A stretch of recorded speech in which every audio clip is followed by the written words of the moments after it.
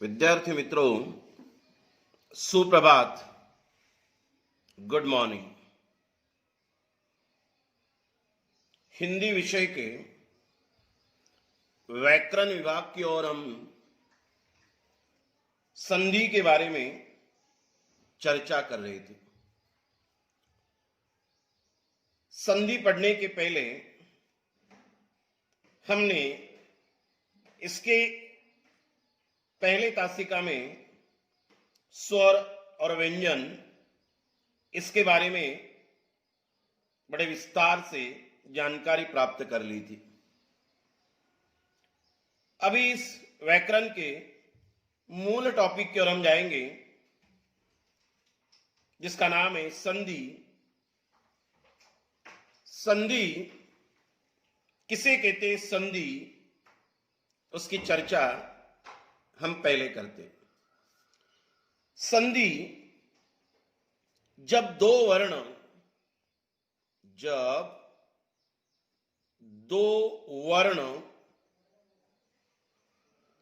पास पास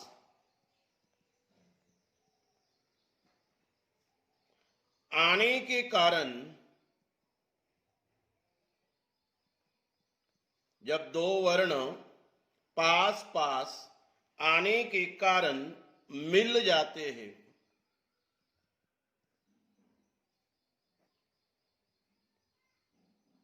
जब दो वर्ण पास पास आने के कारण मिल जाते हैं, तब उनके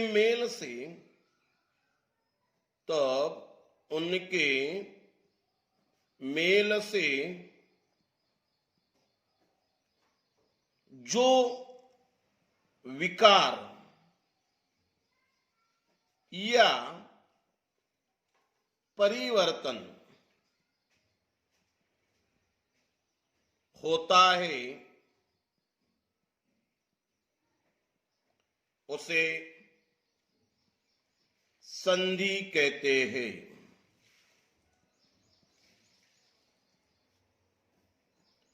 यह संधि की परिभाषा है। जब दो वर्ण पास पास आने के कारण मिल जाते हैं, उसे संधि कहते हैं। अब ये संधि की परिभाषा, व्याख्या यहां मैंने आपको बताई है। उसका उदाहरण हम लेते हैं। जैसे हिम अधिक आलय, हिम अधिक आलय शब्द तैयार हो जाता है हिमालय। हिम अधिक आलय शब्द तैयार हो गया हिमालय।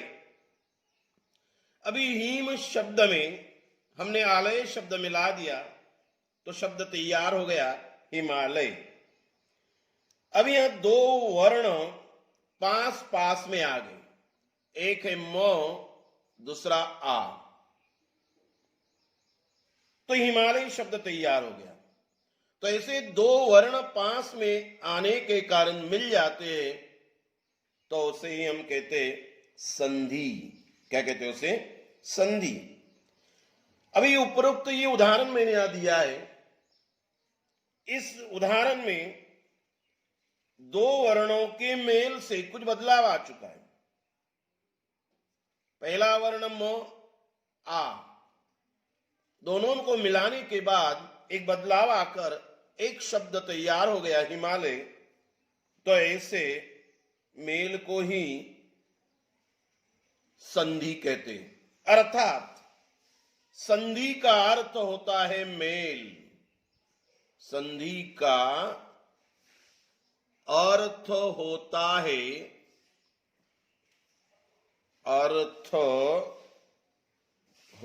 है मेल। अभी ये संधि का अर्थ होता है मेल। परीक्षा में संधि कीजिए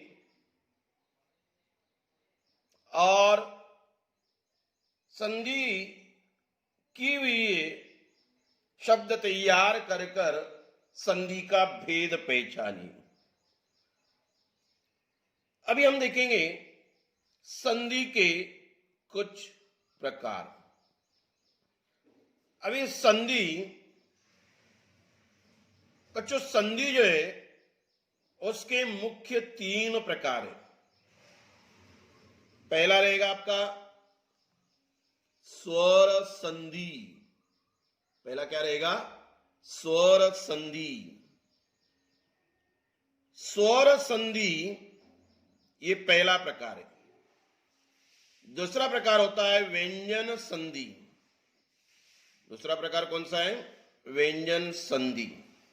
और तीसरा प्रकार है विसर्ग संधि। कितने प्रकार हो गए? 3। पहला रहेगा स्वर संधि, दूसरा रहेगा व्यंजन संधि और तीसरा प्रकार है आपका विसर्ग संधि। ये तीनों प्रकार जो है, ये तीनों प्रकार हमें पढ़ना है। उसमें से कभी हम देखते हैं तो पहला प्रकार हम देखेंगे जिसका नाम है स्वर संधि। क्या नाम है? स्वर संधि। तो ये पहला प्रकार है स्वर संधि। इसके पहले वाले तासिका में हमने स्वर किसे कहते इसकी जानकारी प्राप्त कर ली थी। अ, आ, ई, उ, रू, ए, ओ, औ, आहा, ये हमारे स्वर पहले तासिका में हमने देखे थे। ये स्वर। अभी स्वर संधि इसकी परिभाषा क्या है? जब स्वर से स्वर, स्वर से स्वर के मेल को, स्वर से स्वर के मेल को स्वर संधि कहते हैं। ये उसकी परिभाषा है, व्याख्या है। स्वर से स्वर कभी मिल जाता है तो उसे हम स्वर संधि कहते हैं। अर्थात उसका सूत्र हम देखते हैं, कभी स्वर में स्वर मिल गया, प्रथम शब्द के अंत में कभी स्वर है और दूसरे शब्द के प्रारंभ में, इन्हें शुरुआत में कभी स्वर आ जाता है, तो प्रकार बनता है स्वर संधि। प्रकार क्या बनता है? स्वर संधि।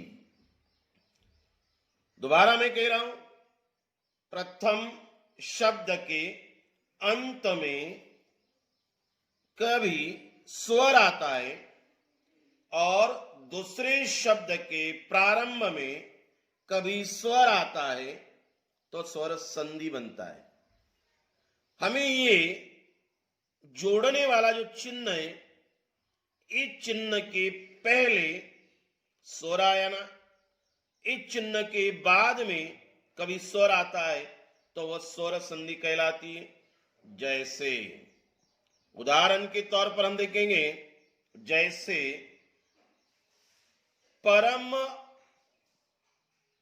अधिक, इन्हें जोड़ा आत्मा, शब्द तैयार हो जाता है परमात्मा।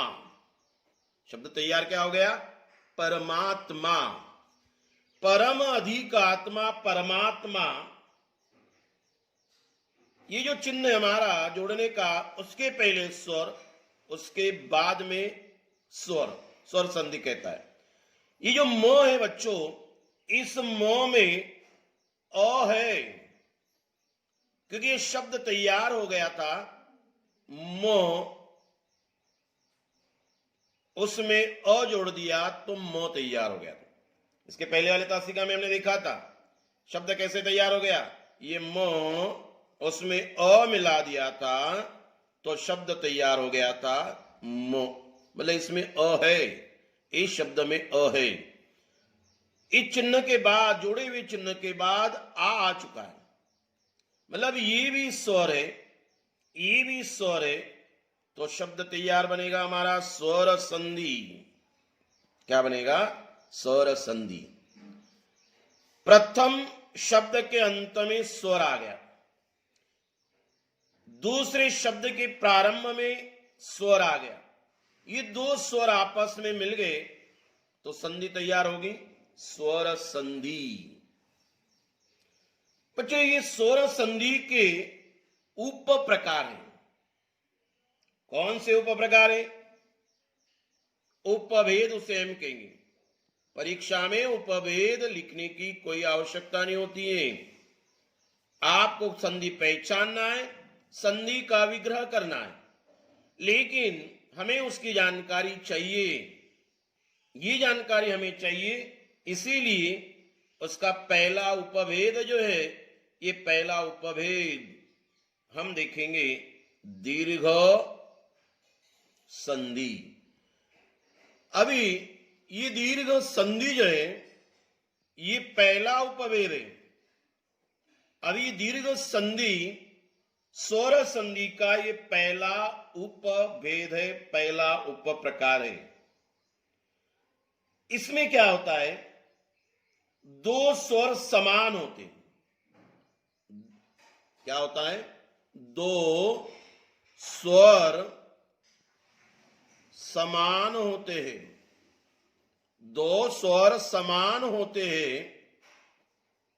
जब दो स्वर समान होते तो दोनों के स्थान पर, दोनों के स्थान पर दीर्घ स्वर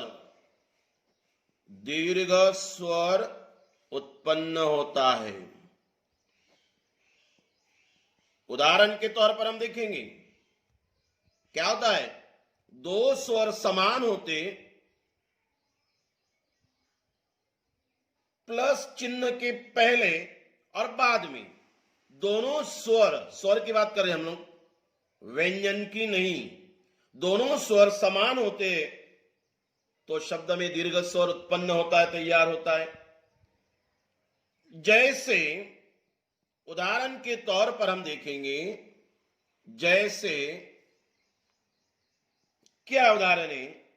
जैसे अभी ये एक स्वर में यहां लिख रहा हूं, दूसरा भी स्वर में यहां लिख रहा हूं, उसके बाद दीर्घ स्वर तैयार हो गया। ये रस्व ही है, ये भी रस्व ही है, रस्व में रस्व स्वर मिल गया तो क्या होता है? दीर्घ स्वर उत्पन्न होता है, तो ये दीर्घ ई है। अभी उदाहरण के तौर पर कभी देखा जाए रवि, उसमें मैंने कभी जोड़ दिया इंद्र, तो शब्द तैयार बनेगा रविंद्र। अब ये वी, इसकी मात्रा ई, व की मात्रा ई, ये रस्व है। इंद्र, ये ई जो है ये भी रस्व है। दोनों ये ई, यहां भी ये, दोनों आपस में मिल गए तो दीर्घ शब्द तैयार हो गया।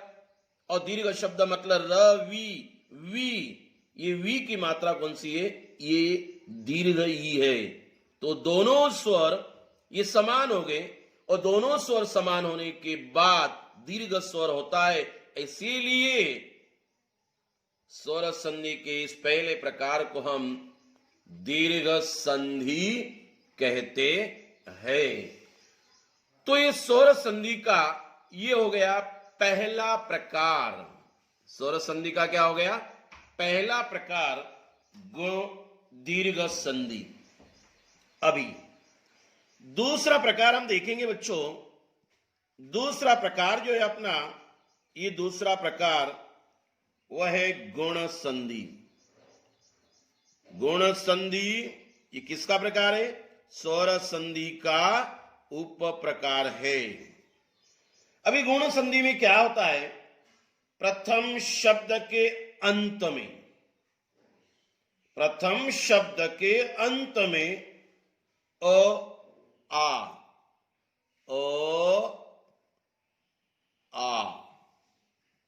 प्रथम शब्द के अंत में आ और दूसरे शब्द के प्रारंभ में आरंभ में कौन से स्वर आते हैं?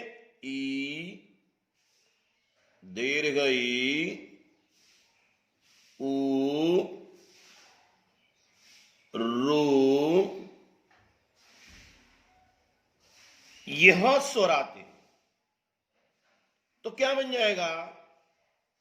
तो इनके ये स्वर आने के बाद ए और ओ और अर हो जाते हैं। ए, ओ, अर। देखिए गुण संधि में क्या है? गुण संधि स्वर संधि का ये पहला प्रकार है। कभी जोड़े हुए चिन्ह के पहले प्रथम शब्द के अंत में कभी अ या आ,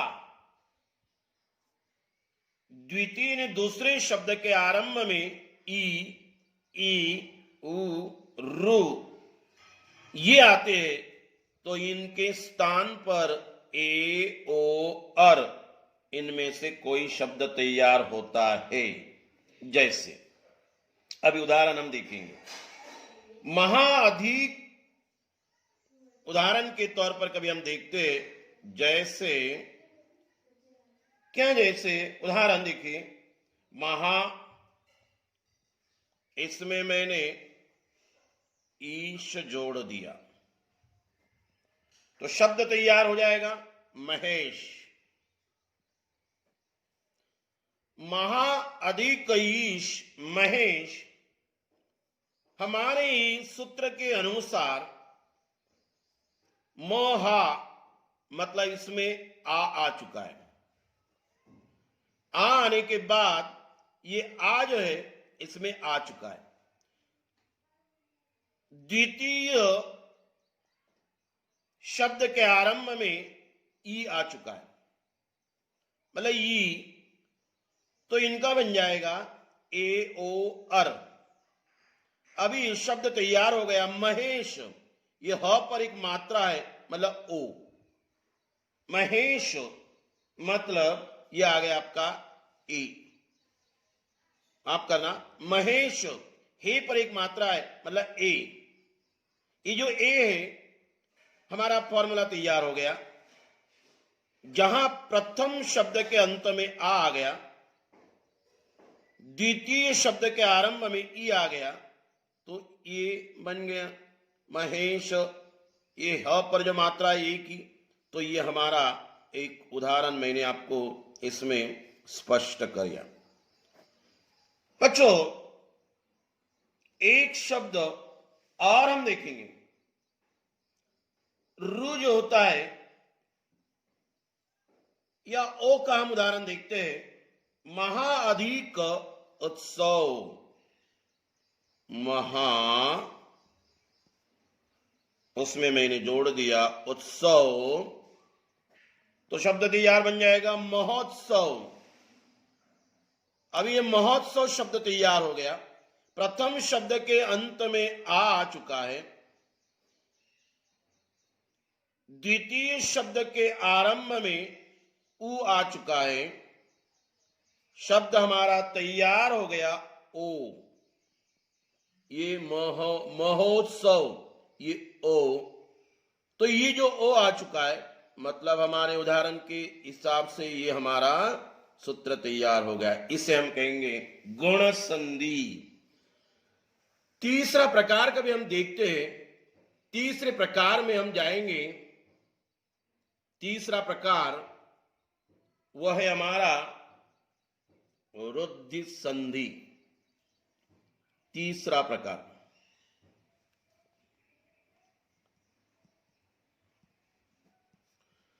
ये तीसरा प्रकार स्वर संधि का। तीसरे प्रकार में क्या है सूत्र में मिलता है? प्रथम शब्द के अंत में, प्रथम शब्द के अंत में आ, दूसरे शब्द के आरंभ में क्या मिलेगा? ए मिलेगा, ए मिलेगा, ओ है, औ है। ये शब्द आते हैं तो इन दोनों के स्थान पर शब्द तैयार हो जाएंगे। ए, औ, इन दोनों में से कोई एक शब्द आ सकता है, स्वर आ सकता है। रुद्ध संधि में क्या होता है? अ, आ, प्रथम शब्द के अंत में अ, आ, द्वितीय शब्द के आरंभ में ए, ओ, औ आता है तो इन दोनों के स्थान पे ए, औ शब्द तैयार बनता है। उदाहरण के तौर पर हम देखेंगे तो ये एक उदाहरण हम देखते हैं।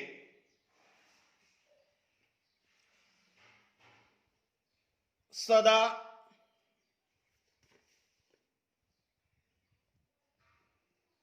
उसमें कभी मैंने एव जोड़ दिया तो शब्द तैयार बनेगा सदैव।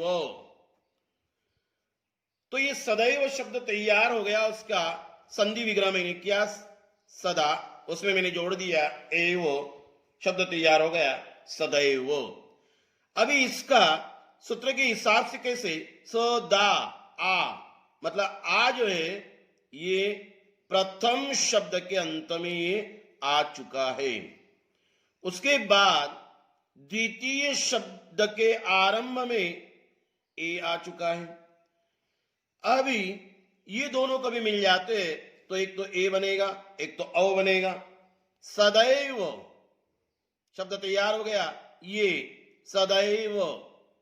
अभी ये शब्द तैयार होता है मतलब ये शब्द तैयार हो गया, ये शब्द तैयार हो गया। मतलब आप देखोगे तो सदा, उसमें कभी एव जोड़ दिया तो ए बन गया। मतलब ये सूत्र जो है हमें इस उदाहरण के द्वारा मिल गया है। अभी हम कभी देखते हैं तो महा अधिक, दूसरा उदाहरण कभी हम देखेंगे। महा, इसमें मैंने कभी जोड़ दिया ओज तो महो जो, महोज, ऐसा शब्द तैयार होता है। अभी पहले शब्द के अंत में आ गया, दूसरे शब्द के अंत में ओ आ गया, ये ओ ऑलरेडी, ये ओ शब्द तैयार हो जाएगा औ, ये शब्द तैयार हो गया। मतलब ये हमें दूसरे उदाहरण का एक सूत्र मिल गया। ऐसे संधि को हम कहते, कौन सी संधि? रुद्धि संधि। स्वर संधि का अगला प्रकार हम देखेंगे जिसका नाम है नंबर 4 पे यण संधि। यण संधि ये नंबर 4 प्रकार है स्वर संधि का। यण संधि में क्या होता है? यण संधि में ई, ऊ, ऊ के साथ कोई अन्य स्वर, के साथ कोई अन्य स्वर, कोई भी स्वर होगा, केवल स्वर की बात कर रहा हूं मैं, कोई अन्य स्वर कभी मिल जाता है तो ऐसे मेल को हम यण संधि कहते हैं। कोई भी स्वर होगा। उदाहरण के तौर पर कभी हम देखते यदि, जैसे यदि, उसमें मैंने कभी अपि मिला दिया, शब्द तैयार हो जाएगा यद्यपि। अभी इनमें से ये जो चिन्ह है हमारा जोड़ने का, उनमें से कोई भी शब्द, यदि, दी, ये शब्द तैयार हो गया दी, ये दो, उसमें कभी मैंने ई मिला दिया तो शब्द तैयार हो गया दी। मतलब इसका अर्थ इसमें ई है, इसका अर्थ इसमें क्या है, ई है।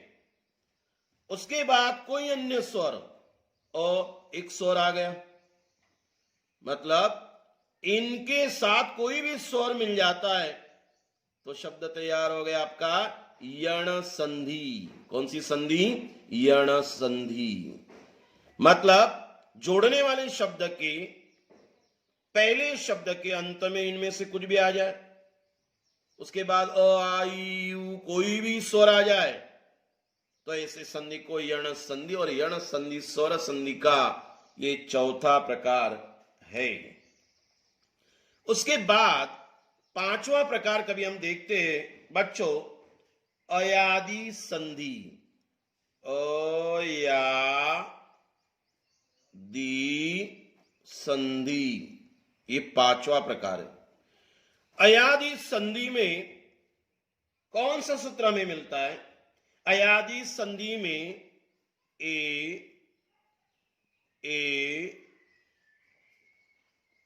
उसमें कभी अ आ जाए तो क्या बन जाता है? क्रमशः एक तो अय बनेगा या आय बनेगा। मतलब ई से ए में, ह्रस्व ए में कभी अ मिल जाता है तो अय आय बन जाता है। ई से ए में कभी अ मिल जाए तो अयादि संधि में देखिए ए उसमें कभी अ मिल जाएगा तो अय बनेगा, आय बनेगा। प्रथम शब्द के अंत में कभी ए रहेगा और उसमें कभी अ मिल जाता है तो अवि बनेगा या ए अवि बनेगा। अवि अवि। प्रथम शब्द के अंत में कभी ए रहेगा, उसमें अ मिलता है तो अय आय तैयार हो जाएगा। प्रथम शब्द के अंत में ए रहेगा, उसमें कभी अ मिल जाता है तो अवि अवि बन जाएगा। और तो ये शब्द कैसे तैयार होते हैं? कभी अवि बनता है। दूसरा ओ औ इनके साथ कभी अ आता है तो क्या बनेगा? अव बनेगा या आव बनेगा। देखिए बच्चों, कभी ओ और औ इनके साथ प्रथम शब्द के अंत में ओ और औ है और द्वितीय शब्द के प्रारंभ में कभी अ आ जाता है तो अव या आव बन जाता है। उदाहरण के तौर पर हम देखेंगे, जैसे देखिए पहला शब्द कभी हम देखते हैं, पहला शब्द कभी हमने देखा ने, उसमें कभी मैंने अन जोड़ दिया है तो शब्द तैयार होगा नयन। नयन। अभी ये ने मतलब उसमें ए है, ये शब्द है। उसके बाद ये अ आ गया, अ आने के बाद शब्द तैयार हो गया अय अय नय अ। ये इसमें अ है, ये न कैसे बन गया? न उसमें अ, शब्द तैयार हो गया न अ य अ य, मतलब ये बन गया आपका अयादि संधि। उसके साथ कभी हम देखते हैं एक आदि और उदाहरण हम देखेंगे। एक उदाहरण देखते हैं, भो अधिक अन्न। शब्द तैयार हो जाएगा भवन।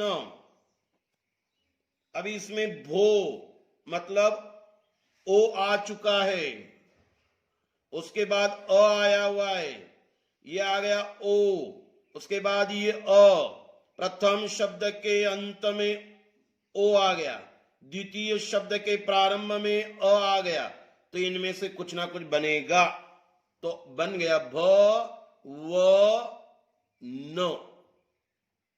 तो शब्द तैयार हो जाएगा अव भ व अव शब्द अ, इसमें भ, ये ब कैसे, ये ब उसमें अ मिला दिया तो शब्द तैयार हो जाएगा भ, तो भ आ गया, इसमें अ है, बाद में वो हो गया, मतलब शब्द तैयार हो गया अव। ये आ गया पहले शब्द के अंत में, दूसरे शब्द के प्रारंभ में अ आ गया और तैयार हो गया अ, तो हो गया अव, भ व अ न। तो ये हो गया अयादि संधि। बच्चों ये हमारे स्वर संधि के ऐसे 5 प्रकार है। अभी यहां हम स्वर संधि की चर्चा की, अगले तासिका में हम देखेंगे व्यंजन संधि, वो रहेगा हमारा संधि का पार्ट नंबर 3।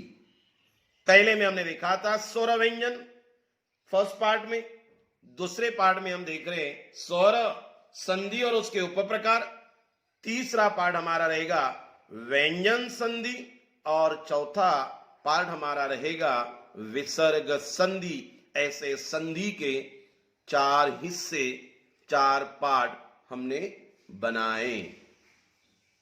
धन्यवाद।